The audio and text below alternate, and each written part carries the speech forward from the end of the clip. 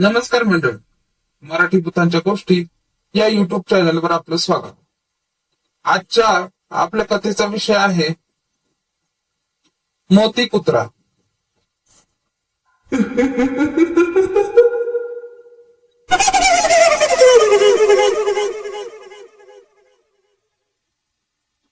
मित्रांनो, ही माझ्या बाबतीत घडलेली सत्य घटना आहे. ही घटना हिवाळा सुरू होऊन सूर्य माथ्यावर आला असेल तेव्हाची आहे. साधारण डिसेंबरच्या शेवटाला आणि जानेवारीच्या सुरुवातीला घडली. त्यावेळेस मी एक कॉलेजचा विद्यार्थी होतो आणि मी शांतपणे माझ्या अभ्यासात मग्न होतो. इथे आपल्याला सांगू इच्छितो की मी त्या मुलांमधला नाही ज्यांचे जास्त प्रमाणात मित्र असतात.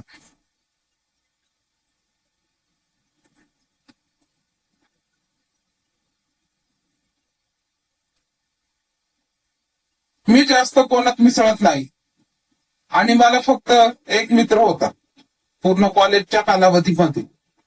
तर डिसेंबर 28, 1997, वेळ जवळपास 3:30 ते 4.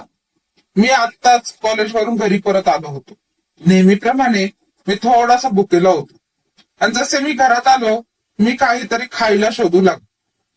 देवगड हे गाव जिथे मी जन्मापासून राहतो तर तापमान 5 ते 6 सेंटीग्रेड पर्यंत असते. डिसेंबरच्या शेवटी आणि जानेवारीच्या पहिल्या आठवड्यात आणि पुढे त्यापेक्षाही खाली जाते जानेवारीच्या मध्यावर.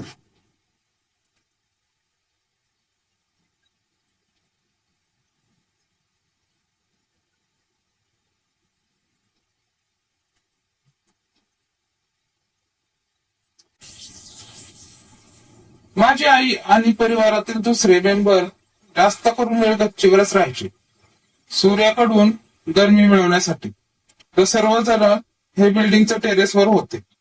आमच्या अपार्टमेंट मध्ये थोडेसे गडद वातावरण होते. मला खूप भूक लागली असल्यामुळे मी काही लक्ष दिले नाही की माझ्यावर कोणाचे तरी लक्ष होते. माझ्या किचनची जागा जर कोणाला जायची असेल तर त्याला 3 रूम पार करून जावे लागायचे, एक एक करून.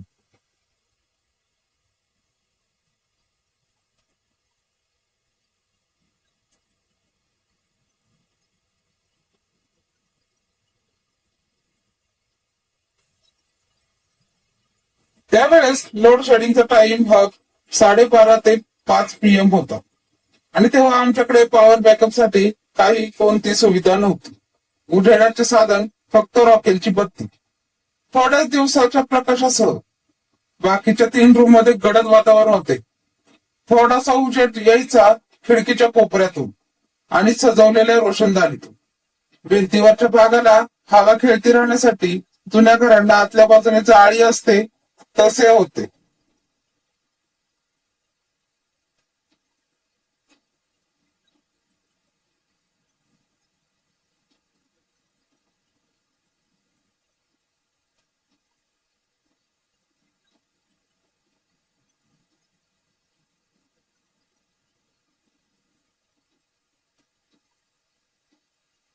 माझी भूक संपवल्यानंतर मी किचनच्या खिडकीतून पाहिले.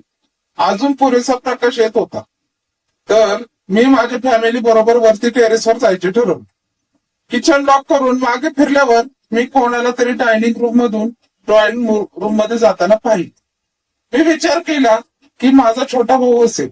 मी लगेच त्या दिशेने गेलो ज्या दिशेला तो गेला होता. मला आश्चर्य वाटले की त्या रूम मध्ये कोणीच नव्हते.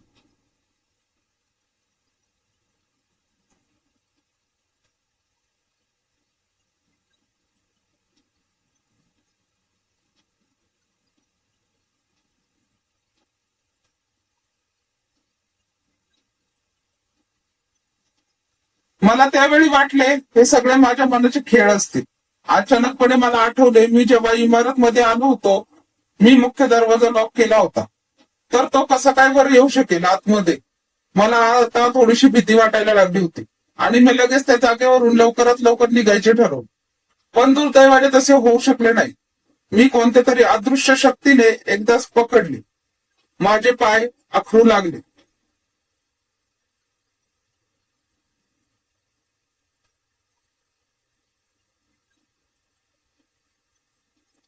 लोक असे सांगतात की जेव्हा त्यांना असे अलौकिक अनुभव येतात त्यांना थंडावा जाणवतो, पण माझ्या बाबतीत मला खूप गरम होत होते, जसे की कोणाला मला जळत्या कोळशाच्या भट्टीत ठेवले असावे.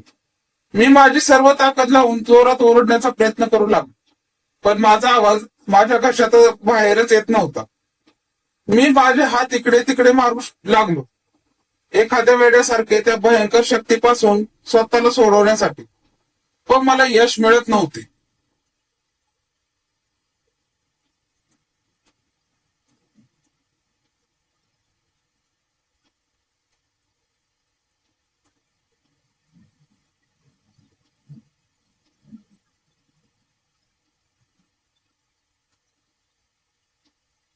तेव्हा मला एक वेळ वाटू लागले की तो अनोळखी शक्ती माझ्यावर पूर्ण ताबा घेईल आणि माझ्या शरीरात नंतर प्रतिकार करायला जराही शक्ती राहणार नाही. मी आता देवाचा धावा सुरू केला मला वाचवण्यासाठी. माझ्याकडे दुसरा पर्याय पण नव्हता. तो एक योगायोग होता की काय माहित नाही, पण अचानक मी माझ्या पाळलेल्या कुत्र्याच्या भुंकण्याचा आवाज ऐकला आणि त्याचबरोबर माझी आई सुद्धा घरात आली. मी लगेच त्याच्या पकडीतून मुक्त झालो.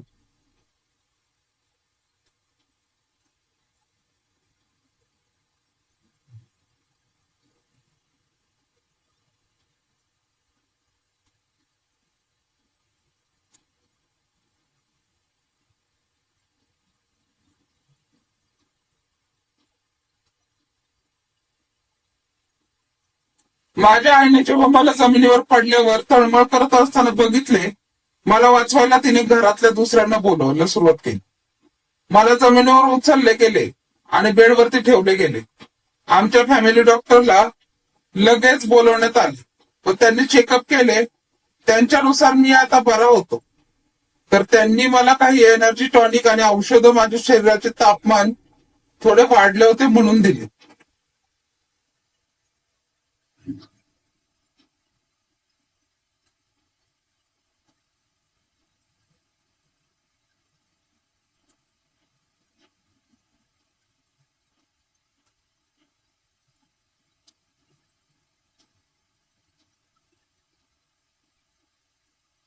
नंतर डॉक्टर गेल्यावर माझ्या आईने मला विचारले नक्की काय झाले होते घरात माझ्या बरोबर.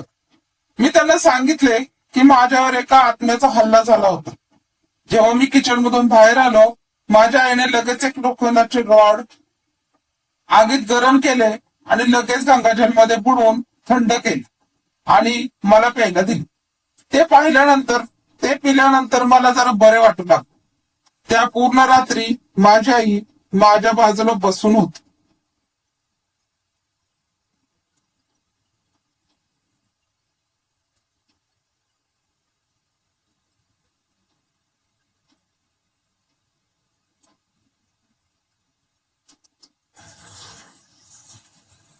माझी रक्षा करण्यासाठी त्या अमानवीय आत्म्यापासून, माझ्या मोती कुत्र्यापासून.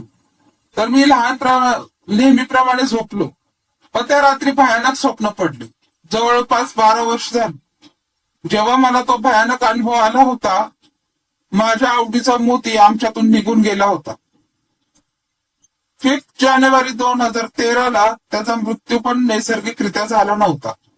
त्याला गेल्या 3 महिन्यापासून बरे नव्हते आणि तो रात्री विनाकारण कारणाशिवाय भुंकत असायचा रात्री.